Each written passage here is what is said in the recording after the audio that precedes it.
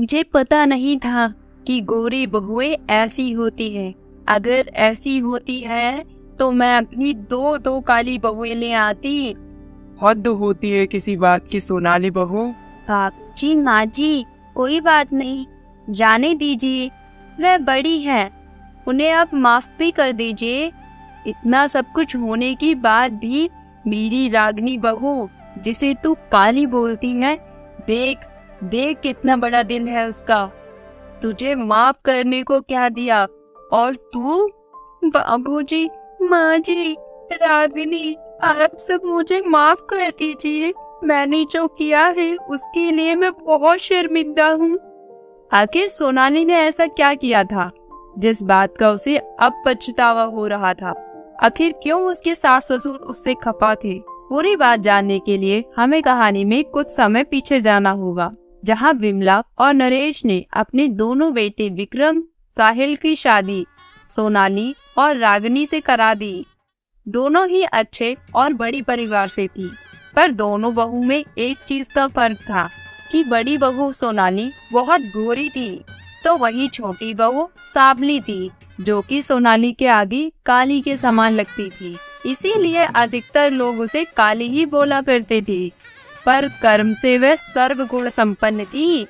शादी के अगले दिन ही रागिनी बहू समय से जल्दी उठकर सफाई करके पूजा पाठ कर लेती है, जिसकी आरती की मधुर वाणी सुनकर सास ससुर मंदिर में आकर खड़े हो जाते हैं।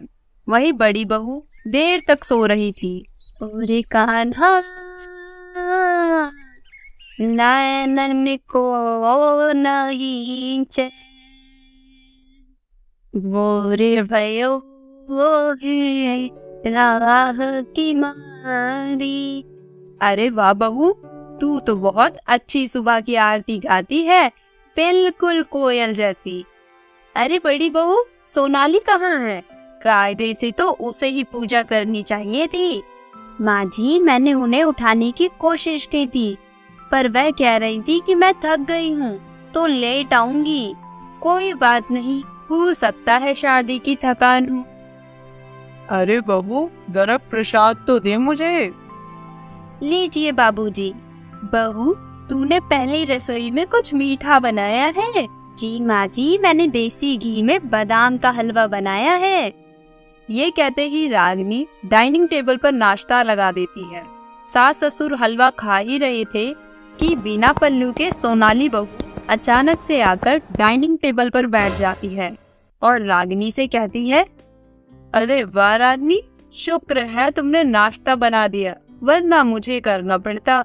कोई बात नहीं दीदी।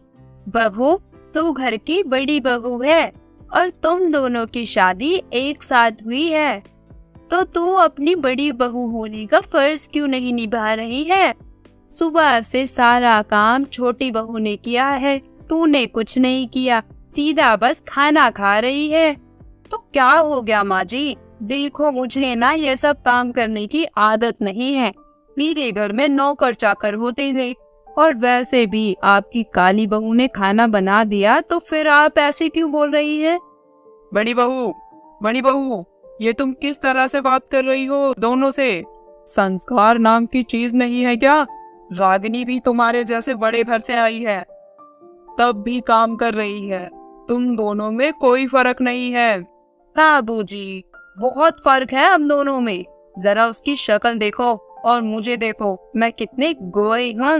बहू, तुम गोरी हो तो कुछ भी बोलोगी? इंसान की सूरत नहीं, काम देखा जाता है। बेहतर होगा कि तुम भी घर की बहू होने का फर्ज निभाओ। ओके माँ जी बाबूजी। कोई बात नहीं माँ जी बाबूजी, आप सभी नाश्ता कर लीजिए। इस तरह सभी खाना खा लेती हैं। अगले दिन फिर से सोनाली लेट उठती है, और जब तक रागिनी बहू सारा घर का काम निपटा लेती है और खाना सोनाली बनाकर लाती है, जिसे खाकर सास ससुर कहते हैं, अरे चीची, ये क्या बनाया है बड़ी बहू तूने खाने में? इतना नमक कौन डालता है? हमारा बीपी बढ़वाना चाहती है क्या? ओह सब्जी पराठा कुछ खाने लायक नहीं है। इतनी भूख लग रही है, भूख ही मर गई। बहू, सब तेरी गोरी शक्ल देखकर पेट नहीं भरेगा। अरे खाना बनाना भी सीख कर आती। माँ जी आप ये कैसे बोल रही हैं? नहीं खाना तो मत खाइए ना। माँ जी बाबूजी आप परेशान मत होइए, मैं आपके लिए खाना बना लाती हूँ, बस 5 मिनट दीजिए। इतनी जल्दी कैसे बनाएगी बहू? माँ जी दीदी की बनाई रोटी से आप देखना मैं कितना अच्छा खाना बनाकर लाऊंगी। ऐसा बोलकर रागिनी उन तेज नमक रोटियों को ले जाकर पैन में सब्जियां काटकर फ्राई कर लेती है और अपनी सास ससुर सोनाली को खिलाती है, जिसे खाकर वह दोनों उसकी बहुत तारीफ करते हैं। वक्त बीतता है, सोनाली घर के कामकाज में बिल्कुल हाथ नहीं बटाती थी, ना उसे कोई काम करना आता था। वही छोटी बहू हर चीज में इतनी निपुण थी, फटाफट हर चीज कर लिया करती थी। एक दिन विमला के पैर में दर्द था, तभी वह सोनाली को बुलाकर कहती है, बहू, अरे ओ बहू, जरा मेरे पैर दबा दे आकर। ओ प्लीज माँ जी, आपको मैं क्या कोई दाई नजर आती हूँ जो आपके पैर दबाऊंगी? मेरे वैसे भी हाथ में नेल पेंट लगे है, खराब हो जाएगी। आप रागिनी को बोल दो। माँ जी मैं आ गई हूँ, मैं दबा दूंगी। दीदी कोई बात नहीं, अपने कमरे में जाइए आप। तभी रागिनी अपनी सास के पैर दबाती है तो सास बोलती है, बहू तुझे बुरा नहीं लगता? तेरी बड़ी जेठानी तुझसे इस तरीके से बात करती है और कोई काम भी नहीं करती। तो क्या हुआ माँ जी, कोई बात नहीं। माँ जी उन्होंने ये काम कभी किया नहीं है तो उम्मीद भी क्या कर सकते हैं। एक बात बोलूं बहू, ये सारी संस्कार की बात होती है। तुम दोनों एक ही बिरादरी के हो, फिर भी अपने गोरेपन का गीत गाती रहती है। मुझे तो उसमें एक भी अच्छा संस्कार नहीं दिखाई देता। पता नहीं मेरा बेटा कैसे उसे झेलता है। सोनाली कमरे के बाहर खड़ी होकर उन दोनों की सारी बातें सुन लेती है और कहती है, आखिर माँ जी अपने आप को समझती क्या है? इस रागिनी की तो ऐसी हंसी उड़वाऊंगी कि याद रखेगी ये। अगले दिन सोनाली कहती है, माँ जी रागिनी शादी के बाद से मैं अपनी फ्रेंड से मिली नहीं है, इसीलिए वह सब मुझसे मिलने यहाँ आ रही हैं आज। तो रागिनी तुम अपने फेस पर कुछ लगा लेना ताकि हमारे घर की बेइज्जती ना हो। बड़ी बहू तू फिर? कोई बात नहीं माँ जी, मैं कर लूंगी। 2 घंटे बाद उसकी दोस्त शालिनी और प्रियंका आ जाती हैं।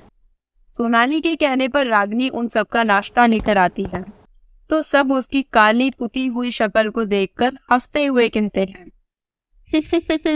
अरे सोनाली यही है ना तेरी देवरानी, पर इसकी शक्ल कुछ गटर जैसे काली काली लग रही है। हाँ हाँ मुझे तो ये अमावास का चांद लग रहा है, काली काली। बहू ये तूने अपनी शक्ल का क्या हाल कर लिया? मेरी शक्ल को कुछ भी तो नहीं किया मैंने।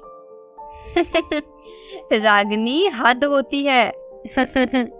रागिनी हद होती है, इसी चीज की कमी थी बस, इसी चीज की कमी थी बस।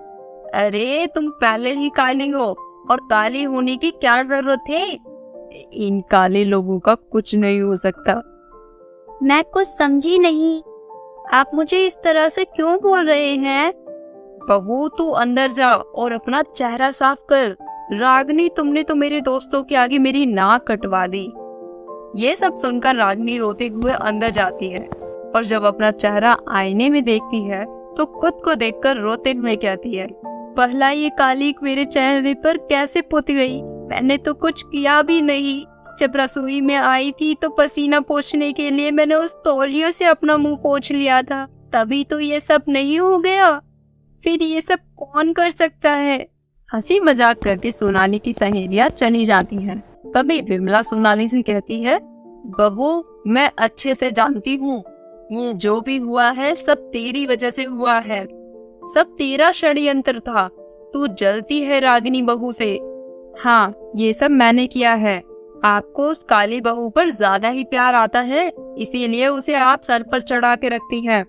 जानती भी है तेरी वजह से वह कितनी बेइज्जत हुई है और कितना रो रही है, क्या बीत रही है उसके दिल पर। मुझे कुछ फर्क नहीं पड़ता। ये सब क्या हो रहा है? क्या हुआ रागिनी को? मुझे सब कुछ बताओ। ये सुनकर विमला नरेश को सब कुछ बता देती है, जिससे नरेश में तिलमिला उठता है। बड़ी बहू, तुम्हारी हिम्मत कैसे हुई छोटी बहू को बेइज्जत करने की? तेरे साथ उसने कभी बुरा किया है? बस बाबूजी, अब आप भी शुरू मत हो जाइए। इसी के लायक है वो। माँ जी उसी के ही गुणगान करती रहती है। बोल रही थी मुझ में संस्कार नाम की चीज नहीं है।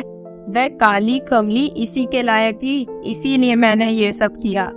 विमला बहू, तूने तो हद पार कर दी। तू इतना गिर जाएगी कभी सोचा ही नहीं था।